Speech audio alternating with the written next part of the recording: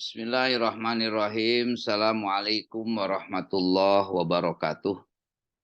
Alhamdulillah wassalatu wassalamu ala Rasulillah Muhammad ibni Abdillah la nabiyya ba'dah. Asyhadu an la ilaha illallah wa asyhadu anna Muhammadar Rasulullah. Allahumma sholli wa sallim wa barik ala Sayyidina Muhammad wa ala ali Sayyidina Muhammad. Alhamdulillah para mahasiswa sekalian, terima kasih atas pertemuannya pada kesempatan ini terkait dengan bahasan kita dalam mata kuliah Ulumul Quran, yaitu tentang munasabatul Quran, ya, atau juga bisa disebut sebagai ilmu munasabah. Ya.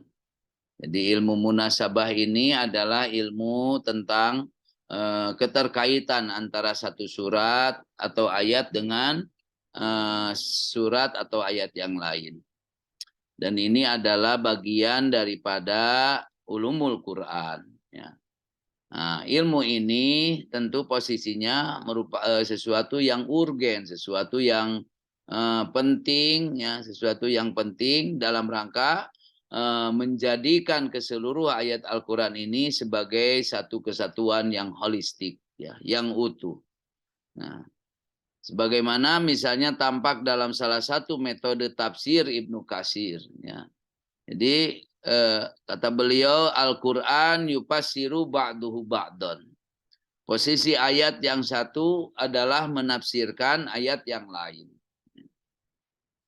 Jadi maka memahami Al-Quran itu harus utuh.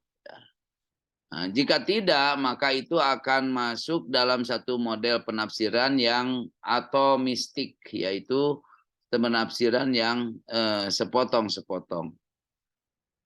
Baiklah, apa itu munasabah? Ya. Munasabah itu adalah menurut bahasa pengertiannya itu berkedekatan. Misalnya si Anu munasabah dengan si Fulan.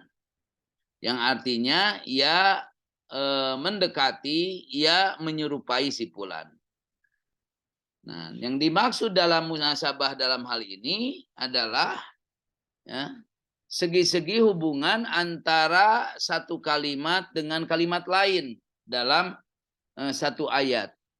Antara satu ayat dengan yang lain dalam banyak ayat.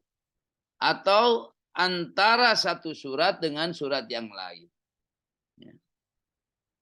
Jadi munasabah itu adalah satu urusan yang harus dapat dipahami. Ya.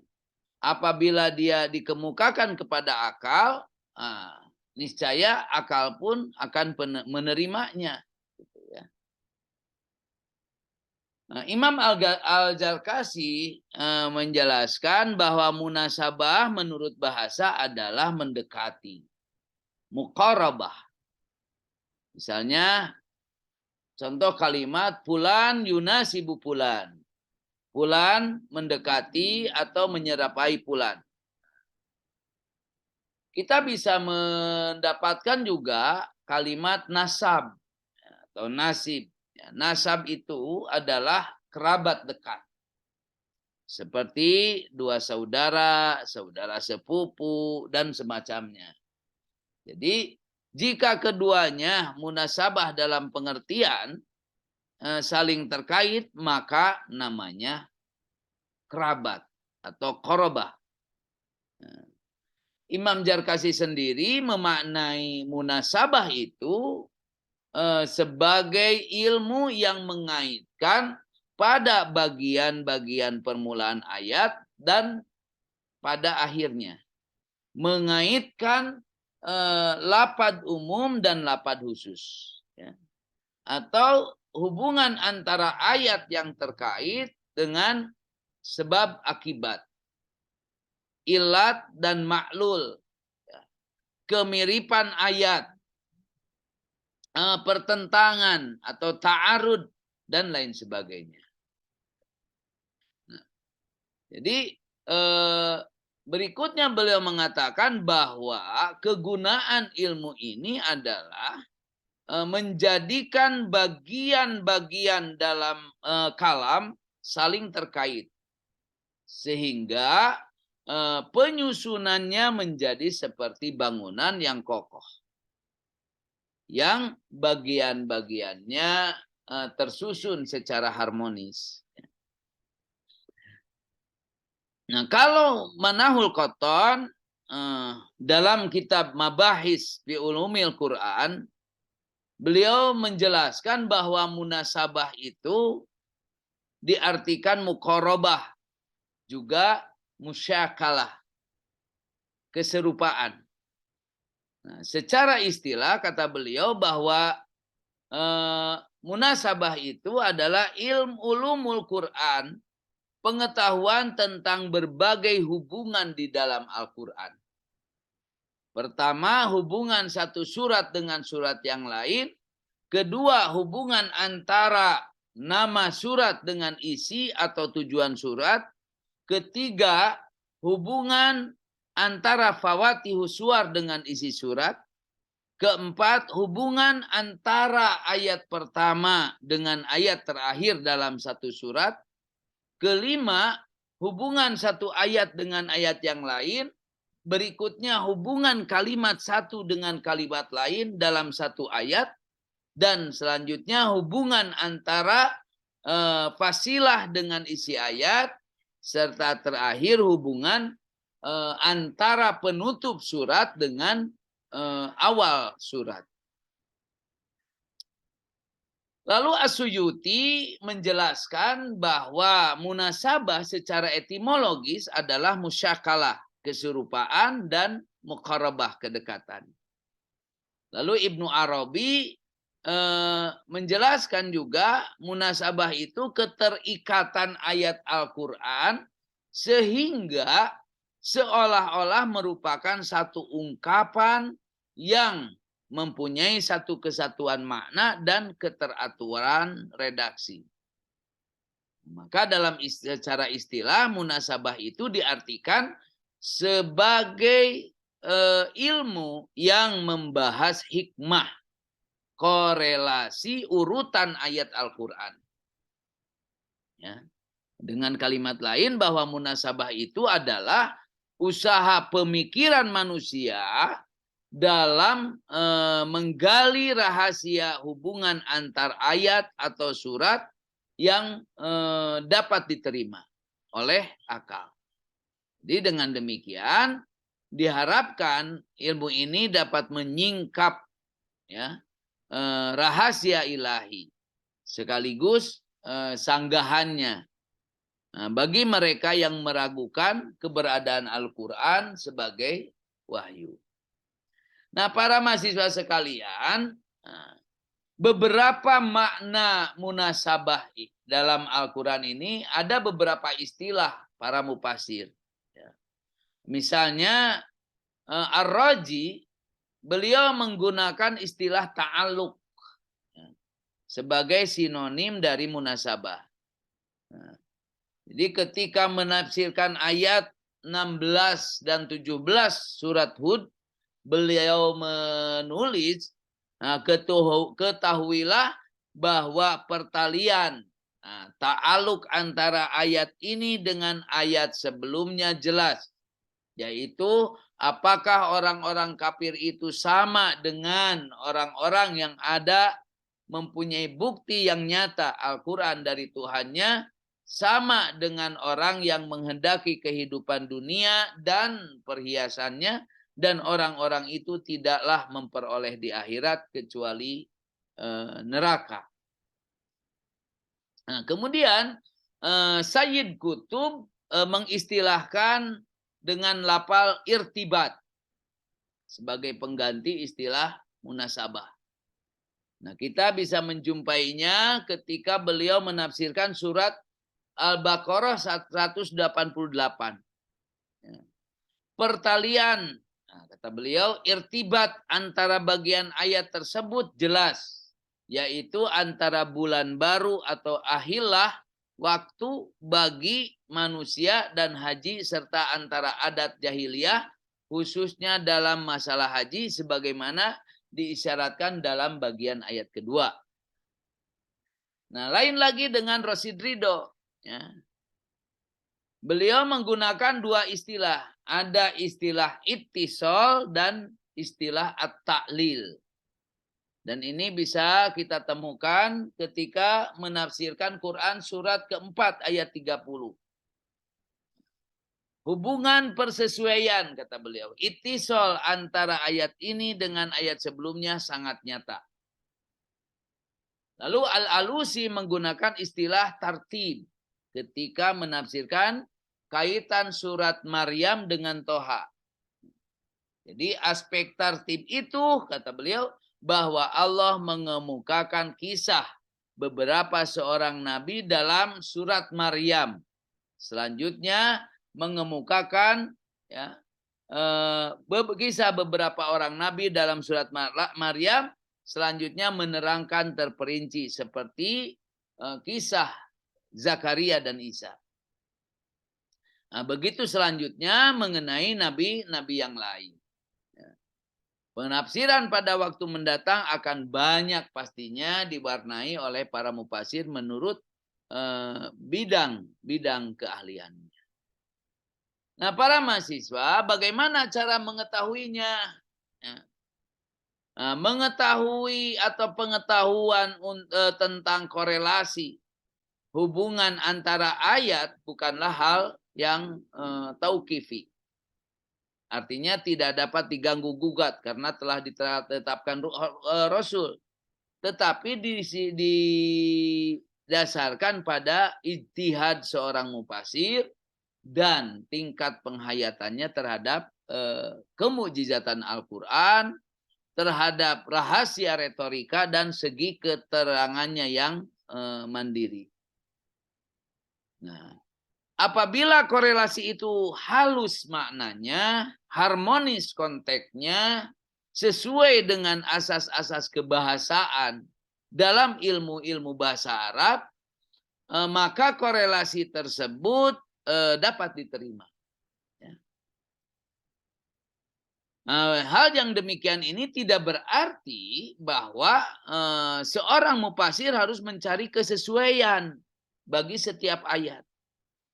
Karena Al-Quran turun secara bertahap sesuai dengan peristiwa-peristiwa yang terjadi. Jadi seorang mufasir terkadang menemukan hubungan antara ayat-ayat dan terkadang pula tidak.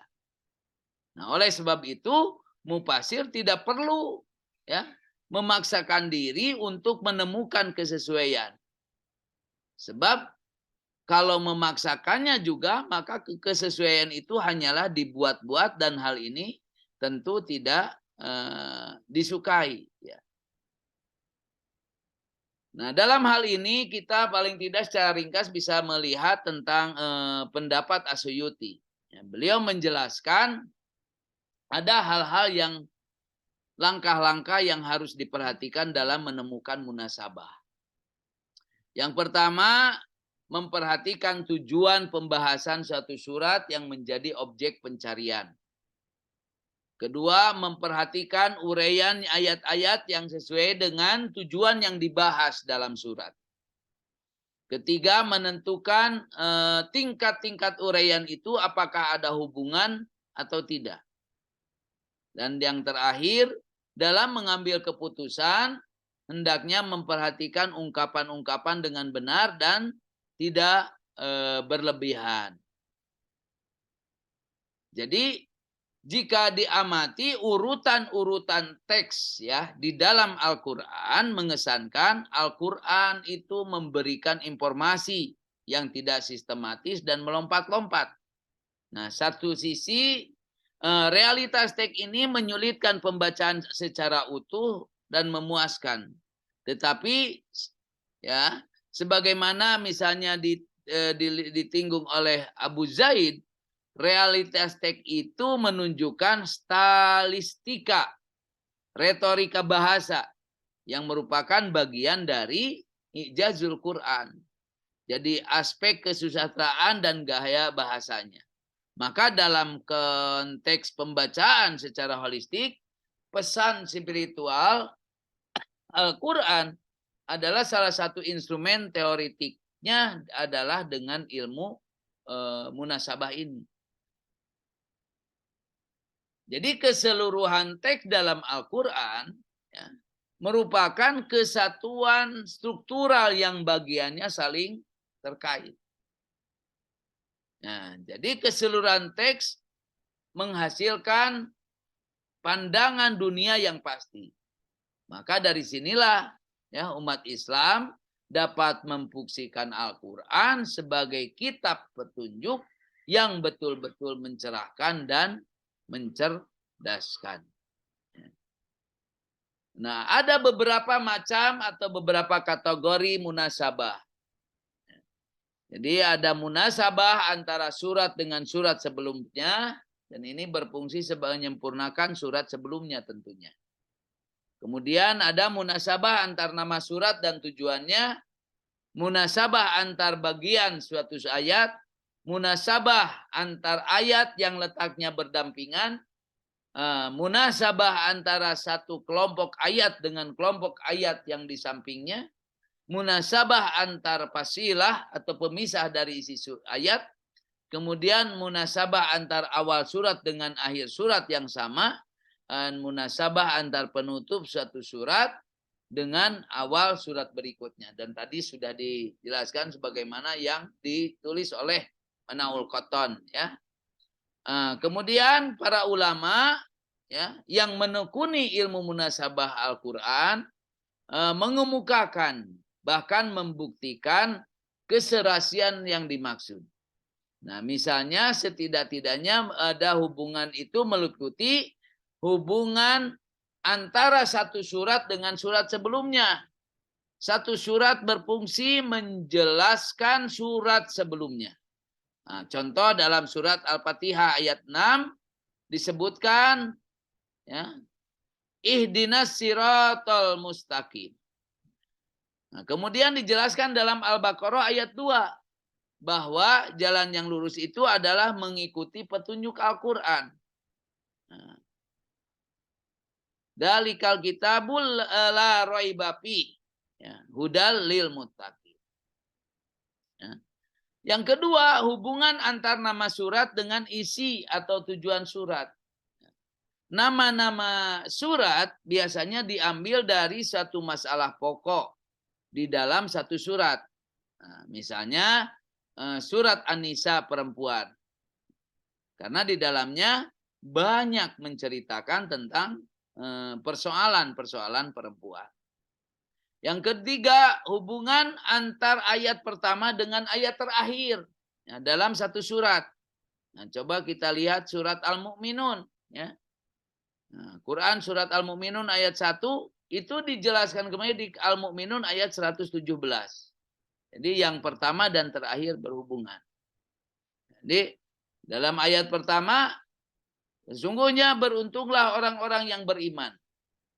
Di ayat terakhir Al-Mu'minun 117, sesungguhnya orang-orang yang kafir itu tidak beruntung.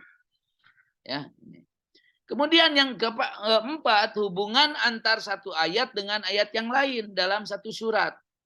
Misalnya kata muttaqin di dalam surat Al-Baqarah ayat 2 dijelaskan pada ayat berikutnya mengenai ciri-ciri orang yang bertakwa. Yang kelima, hubungan antara kalimat dalam satu ayat. Nah, misalnya dalam surat Al-Fatihah ayat 1. Segala puji bagi Allah. Alhamdulillah. Lalu dijelaskan pada kalimat berikutnya, Rabbil Alamin. Tuhan semesta alam. Nah, hubungan antara fasilah dengan isi ayat. Nah, misalnya dalam surat Al-Ahzab ayat 25. Dengan bahwa di situ dan Allah menghindarkan orang-orang mukmin dari peperangan. Nah, Quran surat Al-Ahzab dan adalah Allah Maha Kuat lagi Maha Perkasa. Nah, dan kesembilan, hubungan antar penutup surat dengan awal surat berikutnya. Nah, kita lihat surat Al-Waqiah ya. 96. maka bertasbihlah dengan menyebut nama Rabbmu yang maha besar. Nah, maka surat berikutnya kita bisa melihat dalam surat Al-Hadid ayat 1. Ya. Semua yang berada di langit dan yang berada di bumi bertasbih kepada Allah, menyatakan kebesaran Allah. Dan dialah Allah yang maha perkasa, lagi maha bijaksana. Nah, di antara hal pokok mengenai munasabah ini, pertama bahwa hubungan antara kata atau ayat kadang nyata karena keduanya saling berkaitan. Nah, ketiadaan salah satunya menghilangkan kesempurnaan. Kedua, antara kata dengan kata atau ayat dengan ayat kadang tidak terlihat adanya hubungan. Ya. Seakan-akan setiap ayat itu bebas dari ayat yang lain. Nah, ini tampak dalam dua model. Yang pertama, hubungan itu ditandai huruf atop, kata penghubung. Misalnya dalam ayat ya'lamu ma yaliju fil ardi wa ma yakhruju minha wa ma yanzilu minas sama wa ma ya'ruju fiha wa huwar rahimul ghafur. Ini Quran surat 34 ayat 2. Dan dalam firman Allah yang lain, man dzalladzi yuqridullah qardan hasana fayudha'ibhu lahu ad'afan katsirah wallahu yaqbidu wa yabsutu wa ilaihi turja'un. Quran surat Al-Baqarah 245. Nah, huruf atop pada ayat pertama atau wawu menunjukkan keserasian yang mencerminkan perbandingan. Nah, sedangkan pada ayat yang kedua ya, menunjukkan keserasian yang mencerminkan kesatuan. Jadi hubungan yang tidak menggunakan huruf atop membutuhkan penyokong yang menjadi bukti keterkaitan ayat-ayat berupa pertalian maknawi.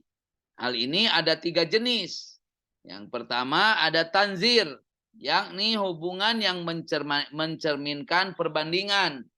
Ya, misalnya dalam Quran surat 8 ayat 5, kama akhrajaka rabbuka min baitika bil haqqi wa inna fariqam minal mu'minina lakarihun. Dan ini mengiringi ayat sebelumnya yaitu Quran surat 8 ayat 4, ulaika humul mu'minuna haqqa lahum darajatun inda rabbihim wa maghfiratu wa rizqun karim. Lalu yang kedua mudadah ya, yaitu hubungan yang mencerminkan pertentangan. Quran surat 2 ayat 5, ulaika ala hudam mir rabbihim wa ulaika humul muflihun.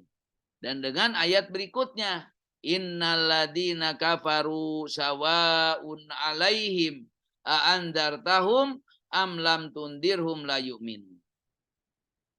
Yang ketiga istidrak, yakni hubungan yang mencerminkan kaitan satu persoalan dengan persoalan yang lain.